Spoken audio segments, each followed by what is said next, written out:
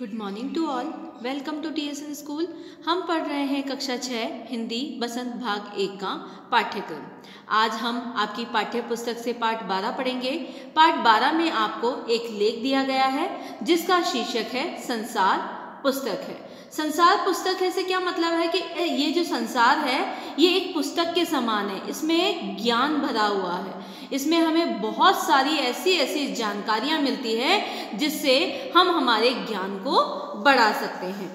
यहाँ पर ये जो आपको लेख दिया गया है ये पंडित जवाहरलाल नेहरू जी द्वारा अपनी पुत्री को एक लेख या चिट्ठी के द्वारा संदेश दिया जा रहा है और बताया जा रहा है कि ये जो संसार है, ये जो दुनिया है, इसमें किस तरह की छोटी छोटी बड़ी बड़ी बातें इस तरह की होती थी और यहाँ पर किस प्रकार से वह जिन सवाल जो वह अपने पिता से करती थी उन सवालों का जवाब वह किस प्रकार अपनी पुत्री को देते थे, ये सभी जानकारी इस पाठ के माध्यम से हम पढ़ेंगे।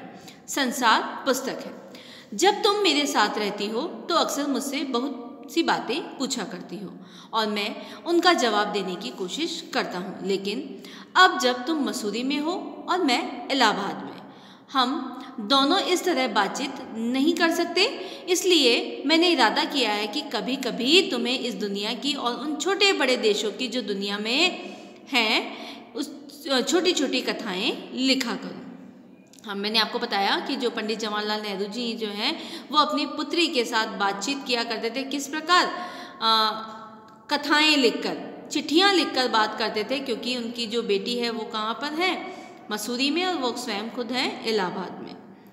तुमने हिंदुस्तान और इंग्लैंड का कुछ हाल इतिहास में पढ़ा है, लेकिन इंग्लैंड केवल एक छोटा सा टापू है और हिंदुस्तान जो एक बड़ा देश है फिर भी दुनिया का एक छोटा सा हिस्सा है।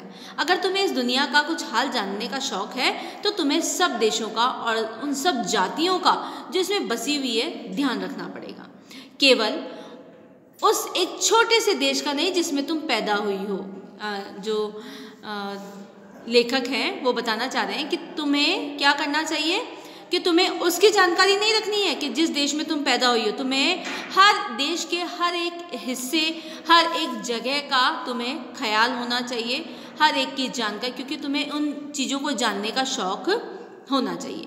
मुझे मालूम है कि इन छोटे छोटे खतों में बहुत थोड़ी सी बातें ही बतला सकता हूँ, लेकिन मुझे आशा है कि इन थोड़ी सी बातों को भी तुम शौक़ से पढ़ोगी और समझोगी कि दुनिया एक है और दूसरे लोग जो इसमें आबाद हैं हमारे भाई बहन हैं।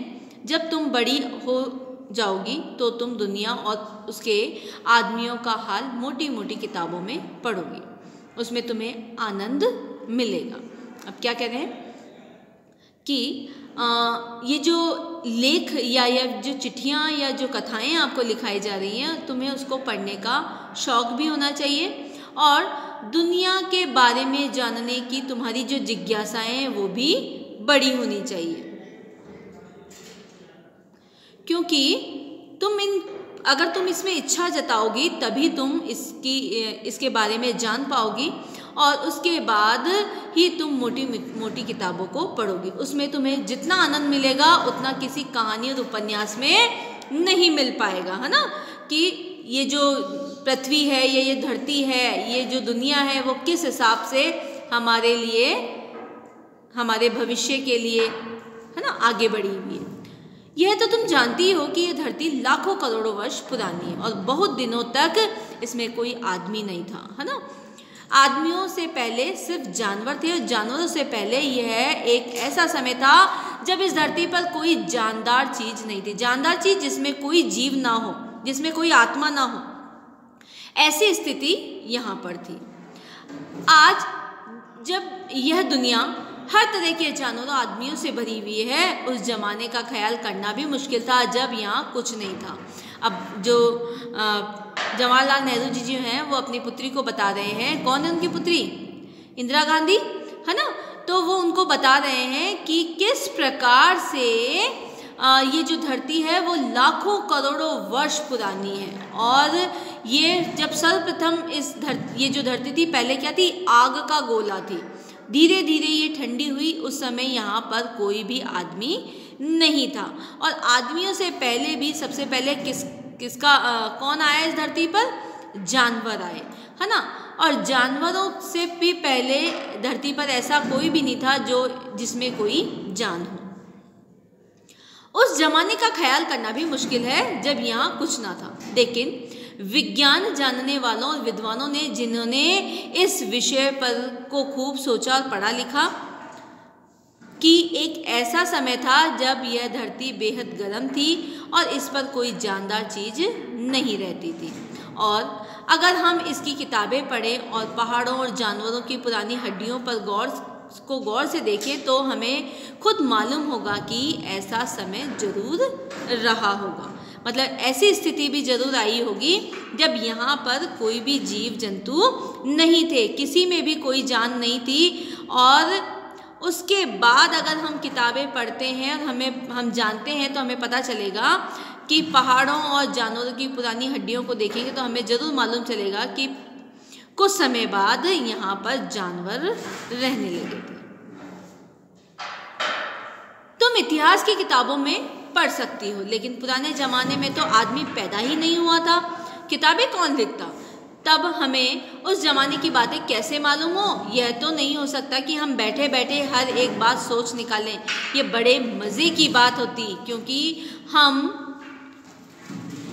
जो चीज़ चाहते सोच लेते और सुंदर परियों की कहानियाँ गढ़ लेते, लेकिन जो कहानी किसी बात को देखे बिना गढ़ ली जाए वह ठीक कैसे हो सकती है। लेकिन खुशी की बात यह है कि उस पुराने ज़माने में लिखी हुई किताबें ना होने पर भी कुछ ऐसी चीज़ें हैं जिससे हमें उतनी ही बातें मालूम होती है जितनी किसी किताब से होती है। मतलब हम बिना किताबों के लिखे हुए भी इन बातों को पहचान सकते हैं, जान सकते हैं कि हमारी पृथ्वी पर किस प्रकार से जीव जंतुओं का वास था, किस प्रकार से जानवरों का वास था, और पृथ्वी कितने करोड़ों वर्ष पहले यहाँ पर इस दुनिया में पृथ्वी आई, पहले पृथ्वी कैसी थी, है ना।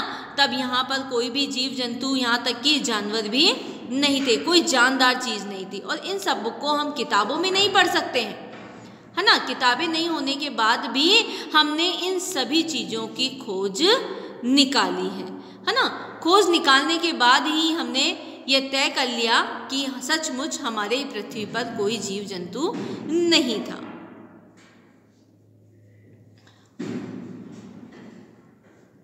ये पहाड़, समुद्र, सितारे, नदियाँ, जंगल, जानवरों की पुरानी हड्डियाँ और इसी तरह की और भी कितनी ही चीज़ें जिनसे हमें दुनिया का पुराना हाल मालूम हो सकता है। मगर हाल जानने का असली तरीका यह नहीं है कि हम केवल दूसरों की लिखी हुई किताबें पढ़ लें, बल्कि खुद संसार रूपी पुस्तक को पढ़ें। मुझे आशा है कि पत्थरों और पहाड़ों को पढ़कर तुम थोड़े ही दिनों में उनका हाल जानना सीख जाओगी। सोचो कितनी मज़े की बात है, एक छोटा सा रोड़ा जिसे तुम सड़क पर या पहाड़ के नीचे पड़ा हुआ देखती हो, शायद संसार की पुस्तक का एक छोटा सा पृष्ठ हो, शायद उससे तुम्हें कई नई बात मालूम हो जाए। शर्त यही है कि तुम्हें उसे पढ़ना आता हो। कोई ज़बान, उर्दू, हिंदी और अंग्रेज़ी सीखने के लिए तुम्हें उसके अक्षर सीखने पर होते हैं, इसी तरह पहले तुम्हें प्रकृति के अक्षर पढ़ने पड़ेंगे, तभी तुम उसकी कहानी उसके पत्थरों और चट्टानों की किताबों से पढ़ सकोगी। शायद अब भी तुम उसे थोड़ा थोड़ा पढ़ना जानती हो। जब तुम कोई छोटा सा गोल चमकीला रोड़ा देखती हो तो क्या वह तुम्हें कुछ नहीं बतलाता कि यह कैसे गोल, चिकना और चमकीला हो गया, उसके खुरदुरे किनारे या कोने का क्या हुआ, है ना। अगर तुम किसी बड़ी चट्टान को तोड़कर टुकड़े टुकड़े कर डालो तो वह हर एक टुकड़ा खुरदुरा और नुकीला होगा, यह गोल चिकने रोड़े की तरह बिल्कुल नहीं होगा। फिर यह रोड़ा कैसे इतना चमकीला, चिकना और गोल हो गया? अगर तुम्हारी आंखें देखें और कान सुने तो तुम उसी के मुंह से उसकी कहानी सुन सकती हो कि किस प्रकार से ये जो छोटा सा गोला है वो किस प्रकार से चिकना होता होता होता होता एक गोल रूप ले गया है। अगर तुम्हारी आंखें और कान है तो तुम उसी के मुंह से उसकी कहानी सुन सकती हो। वह तुमसे कहेगा कि एक समय जिसे शायद बहुत दिन गुजरे हों, वह भी एक चट्टान का टुकड़ा था। ठीक उसी टुकड़े की तरह जिसमें किनारे और कोने होते हैं, जिसे तुम बड़ी चट्टान से तोड़ती हो, शायद वह किसी पहाड़ के दामन में पड़ा रहा। तब पानी आया और उसे बहाकर छोटी घाटी तक ले गया। वहाँ से एक पहाड़ी नाले से ढकेल कर उसे एक छोटे से दरिया में पहुँचा दिया। इस छोटे से दरिया से वह बड़े दरिया में पहुंचा। इस बीच वह दरिया के पैंदे में लुढ़कता रहा, उसके किनारे घिस गए और चिकना और चमकदार हो गया।